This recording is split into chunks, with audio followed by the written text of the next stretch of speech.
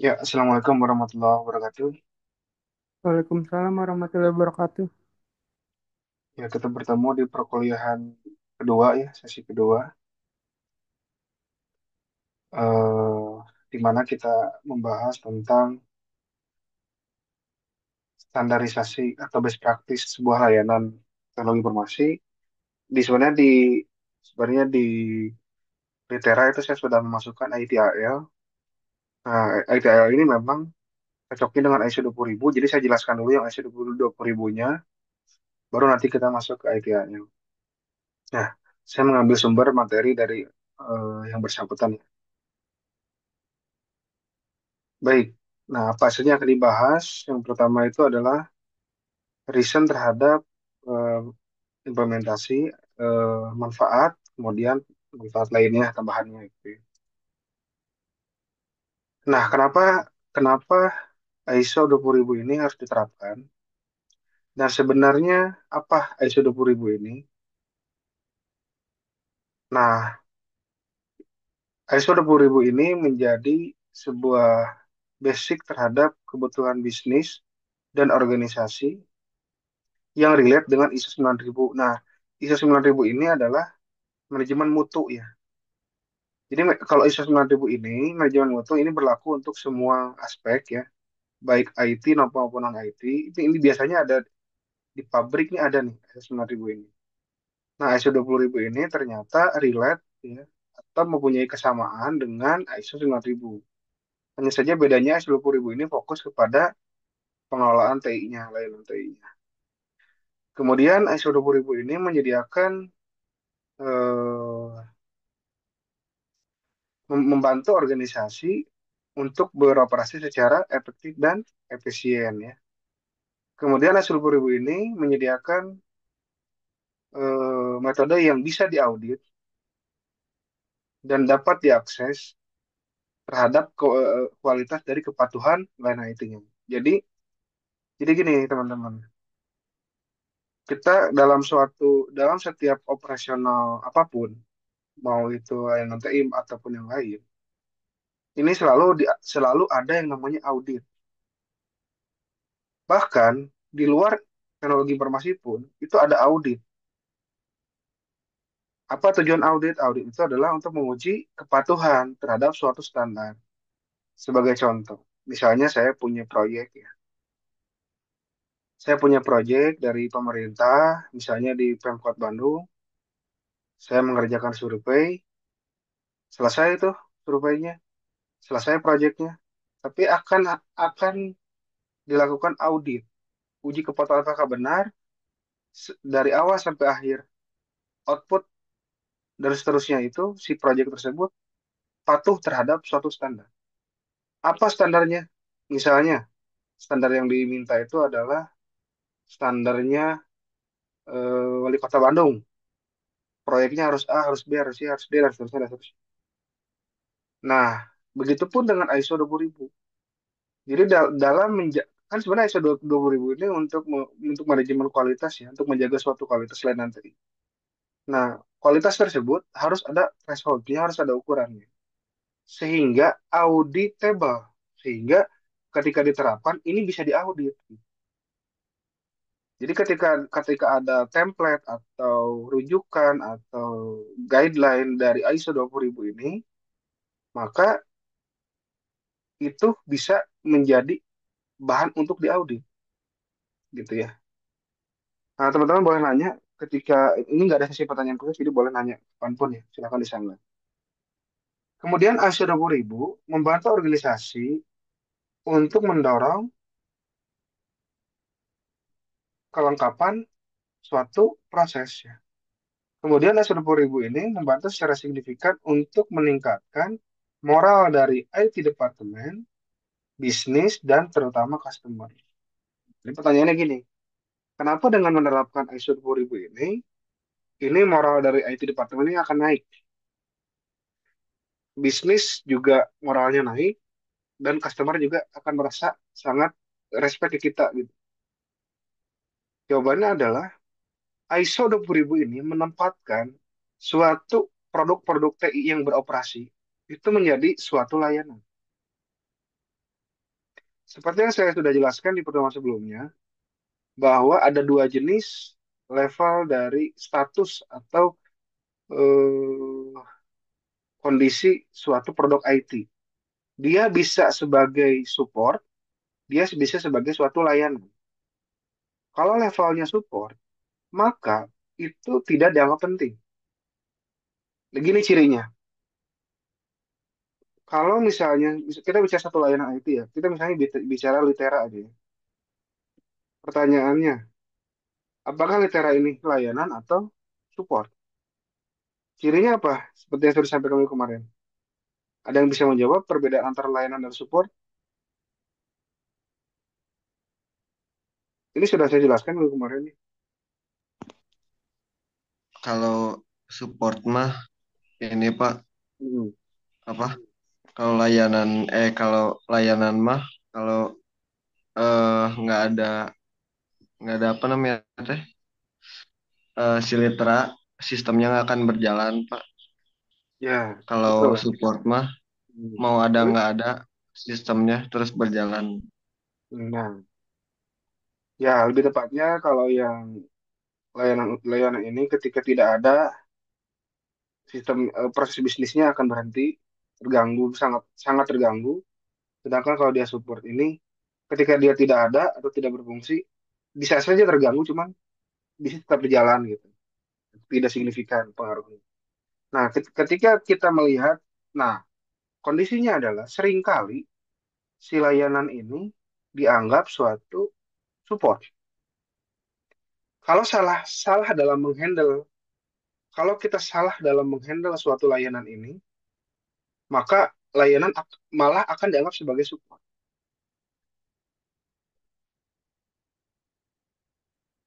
Kenapa bisa demikian? Nah, ini kita harus berpikir ya. Kok bisa suatu layanan, suatu yang sudah jelas layanan, itu dianggap oleh orang, dianggap oleh pegawai yang lain, misalnya di dalam departemen dan perusahaan gitu ya, dianggap juga oleh customernya dia sebagai support. Padahal itu layanan. Kalau berhenti, selesai.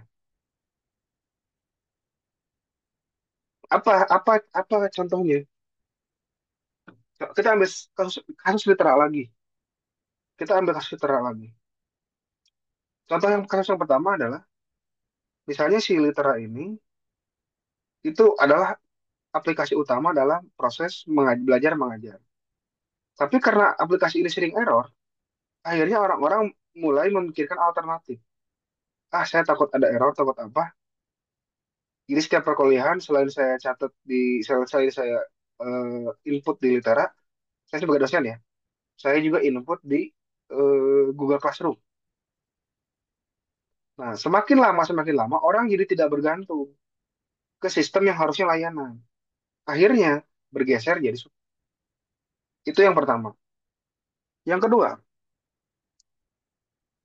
kita kerja, kita dalam mengoperasionalkan suatu layanan, dan itu betul-betul dipakai ya, tapi dianggap sebagai support. Kenapa?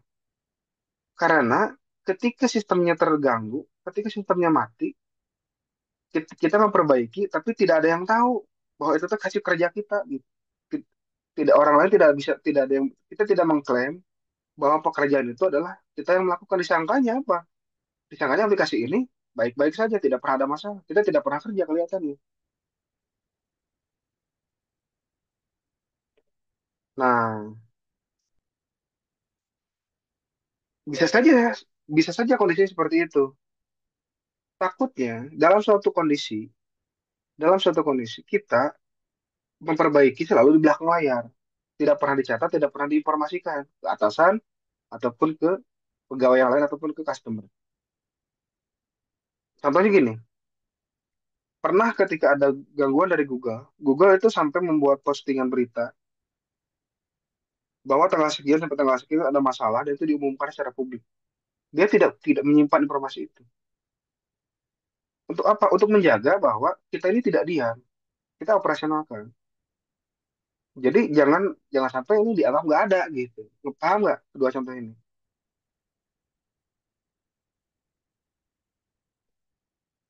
Paham nggak? Boleh diulang, Pak? Oke. Contoh yang kedua, pertama atau yang kedua? Yang pertama, Oke, yang pertama itu ketika ketika kita punya suatu layanan, tapi sering ada error, sering banyak masalah yang tidak tidak kunjung selesai, akhirnya pengguna customer mulai memikirkan aplikasi yang lain. Saya ulangi contohnya. Saya pakai Litra, tapi saya takut kan si Litra suka error ya. Ya udah deh, saya input juga setiap proses belajar mengajar itu di Google Classroom. Akhirnya apa? Akhirnya ketika si Litra mati sekalipun, satu hari, dua hari, seminggu mati, saya udah terbiasa menggunakan layanan yang lain.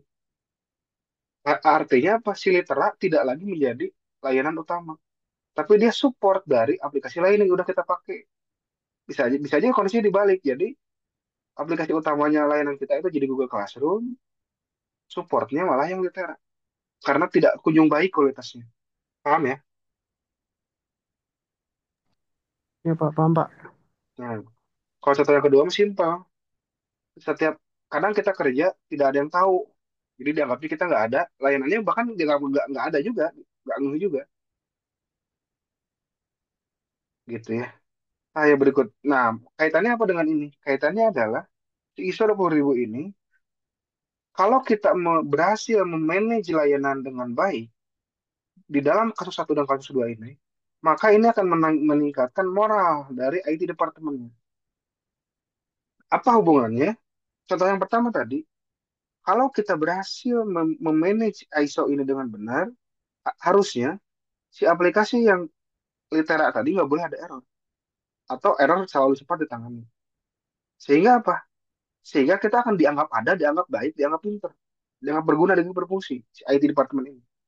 Contoh yang kedua tadi, sorry itu contoh yang sorry. Contoh yang kedua tadi, kalau kita ada error ada apa, kan di ISO 20.000 ini diamanatkan untuk melakukan pemberitahuan dan segala macam kan. Kalau si klausul ISO 20.000 ini dijalankan, kejadian yang kedua nggak akan terjadi. Kalau kasus yang kedua itu tidak akan terjadi. Maka apa?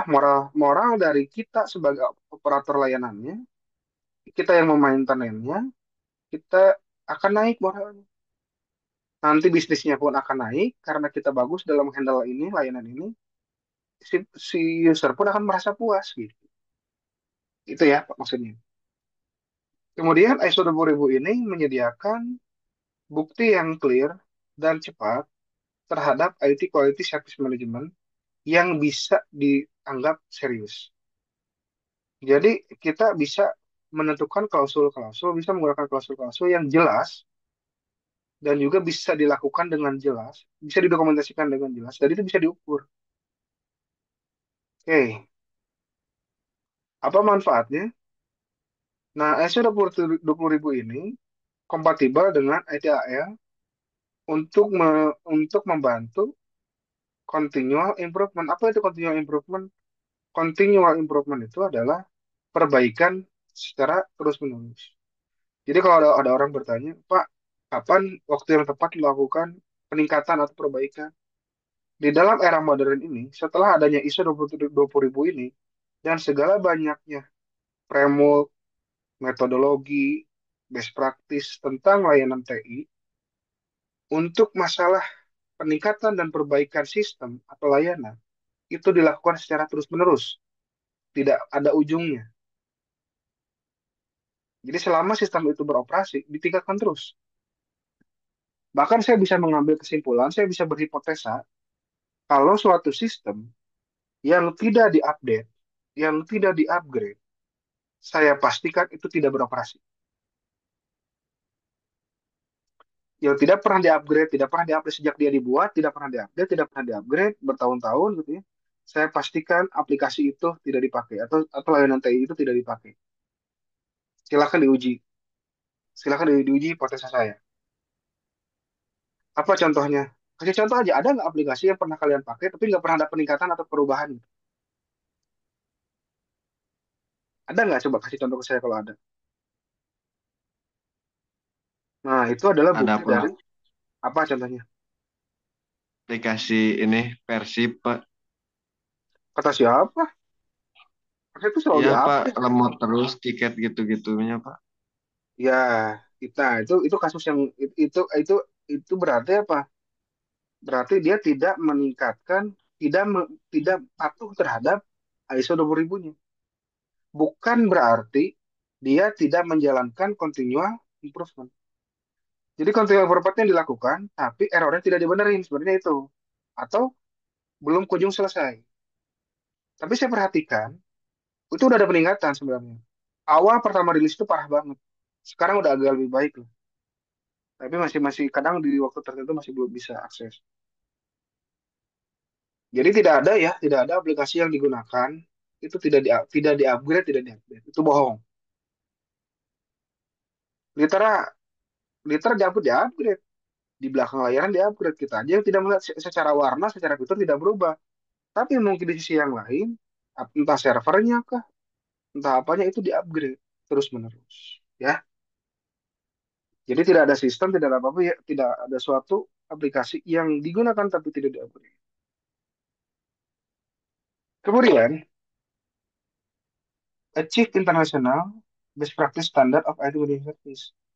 Jadi dengan ISO kan ada dua ya, ada best practice, ada standar. ISO ini standar sebenarnya, tapi bisa dijadikan rujukan. Nah, ketika dijadikan rujukan itu dia dibilangnya best practice.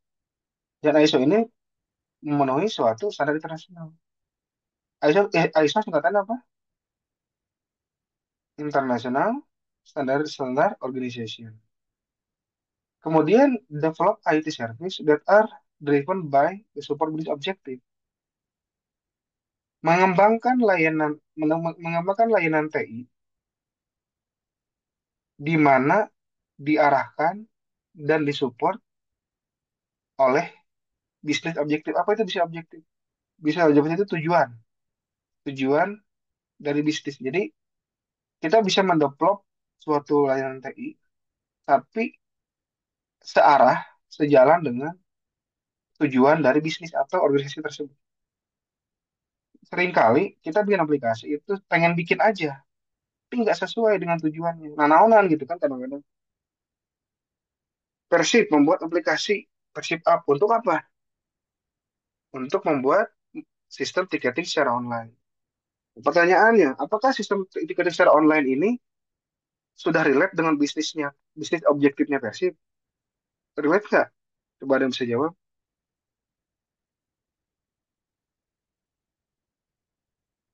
Apakah sudah relate apa namanya Persib Apps itu dengan bisnis objektifnya PT PBB? Pertanyaan saya itu. Silahkan dijawab.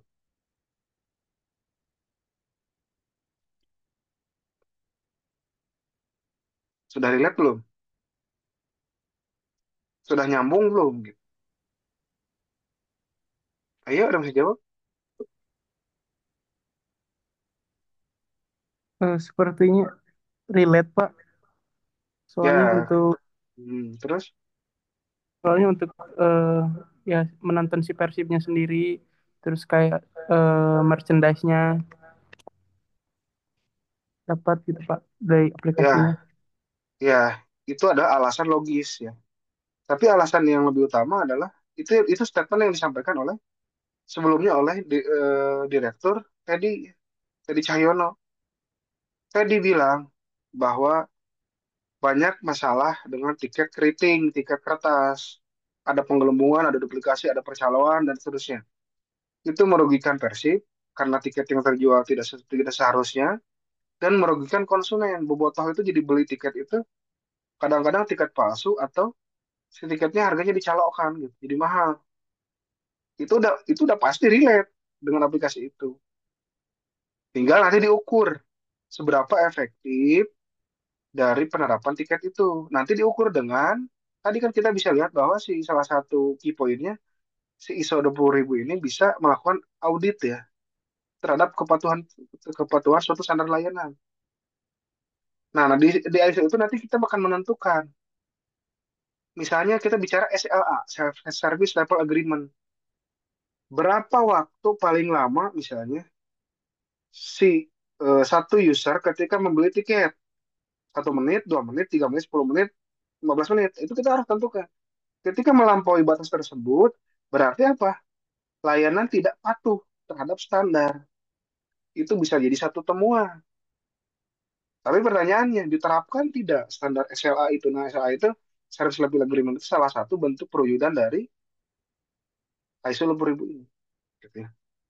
Kemudian integrate people, process, and technology to support business goal. Nah, di dalam suatu layanan itu terdiri dari apa? Orang, people, proses, dan teknologi. Orang itu siapa? Yang menggunakan layanan atau kita sebagai operator layanan. Proses itu apa? Proses bisnisnya, alurnya. Teknologi itu apa? Servernya, aplikasinya, datanya, itu teknologinya. Nah, itu bisa dikolaborasikan, diintegrasikan untuk apa? Kembali lagi ke bisnis goal atau bisnis objektif, mendukung dari tujuan bisnis tersebut. Kemudian put in place to control to measure and maintain consistent level of service. Nah, menempatkan suatu kontrol untuk mengukur dan memaintain si suatu service ini konsisten atau enggak. Jangan sampai contohnya tadi yang masalah lemot ya. Jangan sampai hari ini lemot, hari ini lancar, besok lancar, hari lusanya lemot. Nah, itu nggak bisa seperti itu. Ini harus konsisten. Semua yang disyaratkan itu harus konsisten.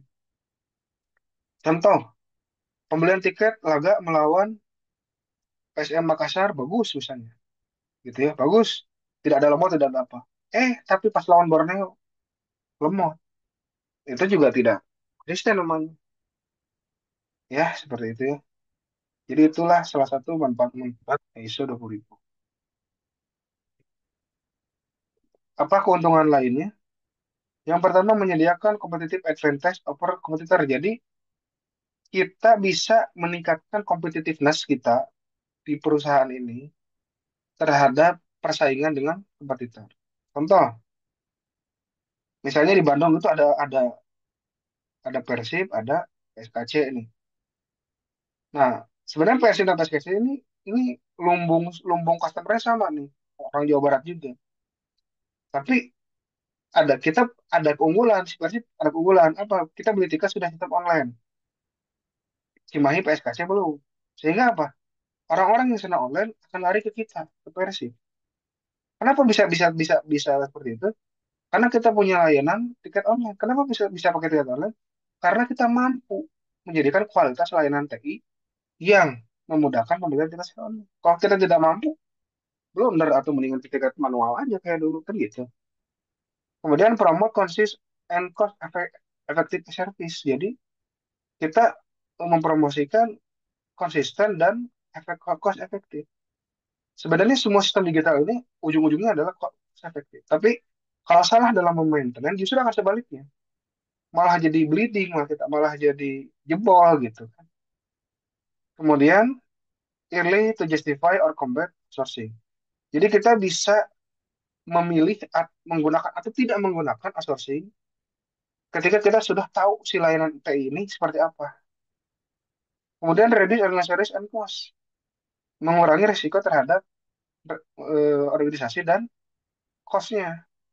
Kemudian effective support management, provide a stable framework for IT management, menyediakan stable kerangka kerja untuk IT service management, membantu membantu kepatuhan terhadap regulator itu apa peraturan. Kemudian ownership and responsibility defined at all level. Jadi kepemilikan data, tanggung jawab, role, akses, hak akses, semua tugas, tupoksi, tanggung jawab itu ditentukan, didefinisikan di semua level. Dari mulai pemilik layanan, misalnya kepala departemen gitu ya, sampai dengan office boy yang tugasnya untuk ngelapin server, itu ada role dan tanggung jawab. Jelas. Tupoksinya apa? Jelas. Gitu ya.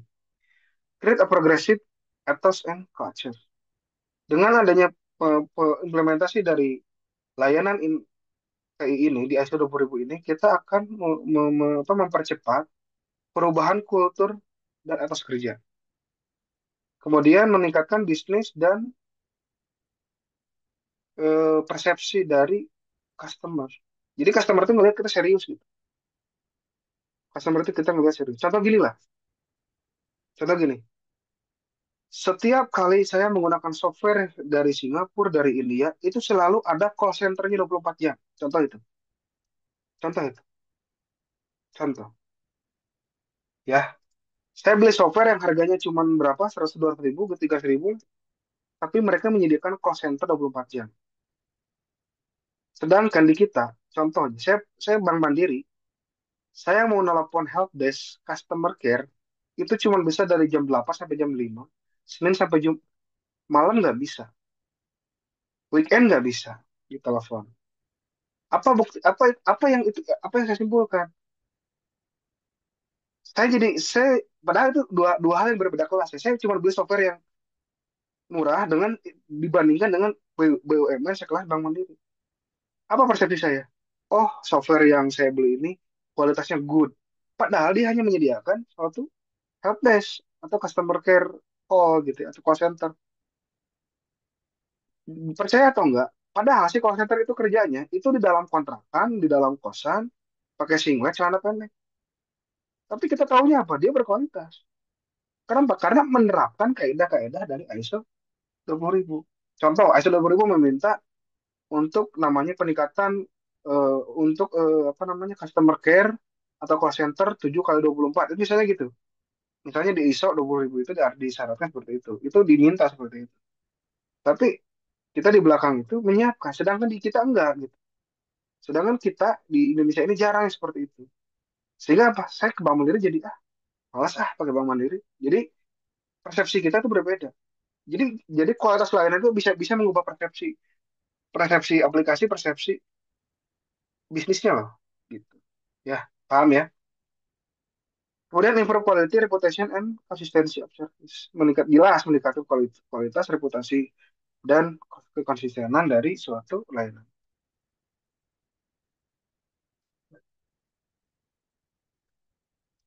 Kita langsung ke SLA. Nah, sebelum apa itu service level management? Service level management itu dari namanya aja kita secara harfiah itu artinya apa? Tingkatan tingkatan manajemen layanan.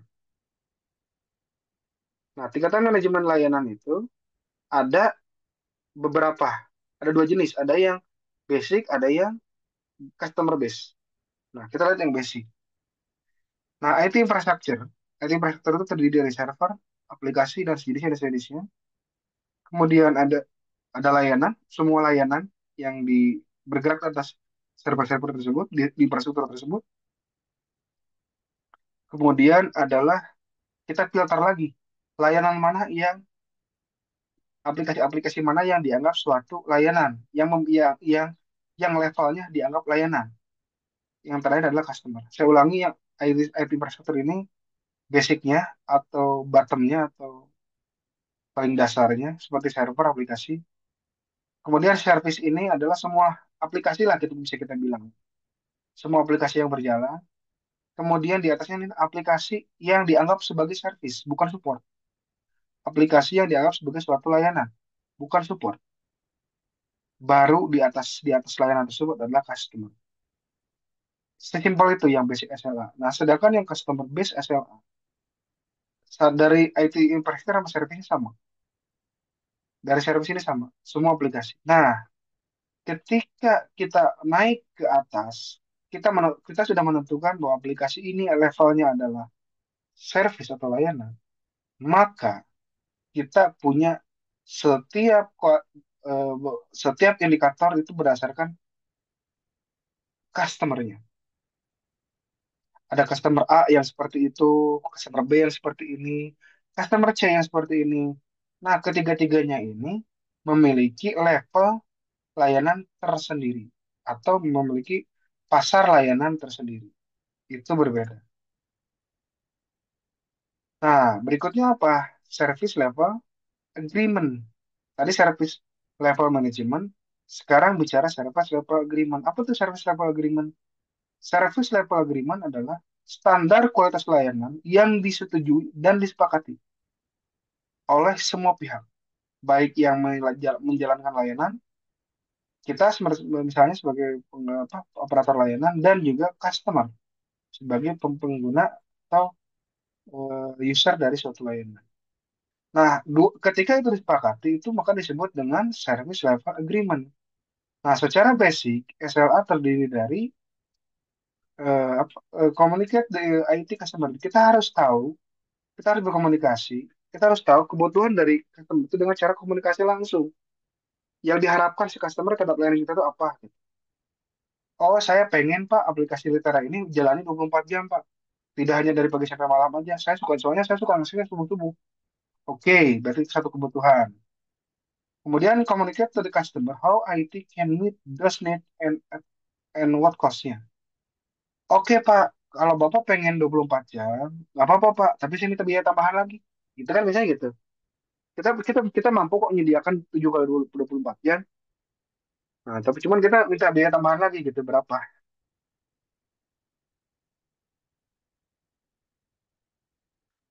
Nah, kemudian kita harus menghilangkan misunderstanding, konflik, dan dissatisfaction. Kita harus menghilangkan kesalahpahaman, konflik, dan ketidakpuasan.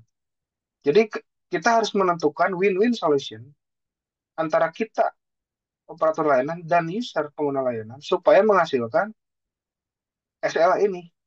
Dalam SLA ini yang harus dihindari adalah misunderstanding, kesalahpahaman, konflik, dan dissatisfaction.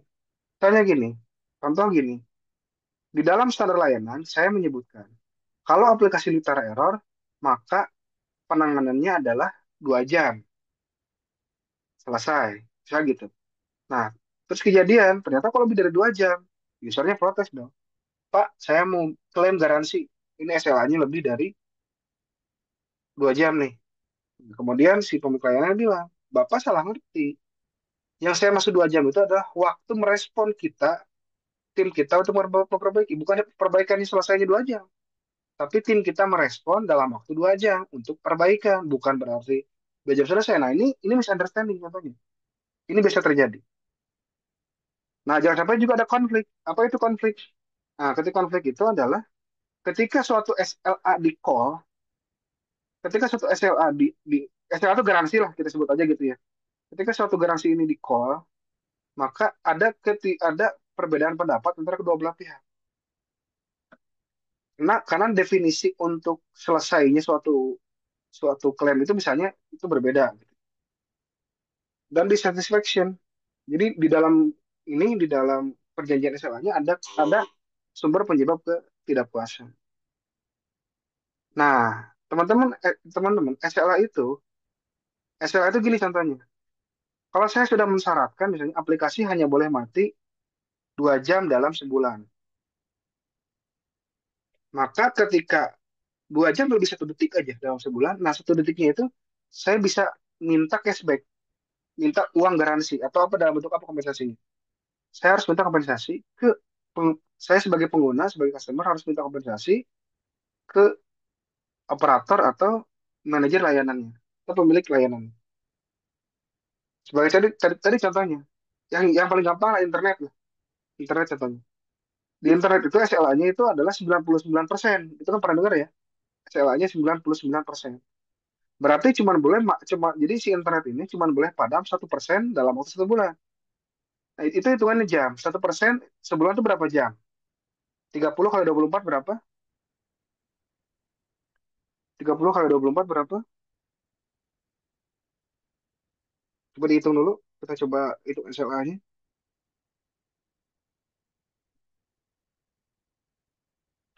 30 kali 24 sama dengan 720 jam dalam sebulan. Nah, cuman kita punya 1%. Nah, 1%-nya berapa?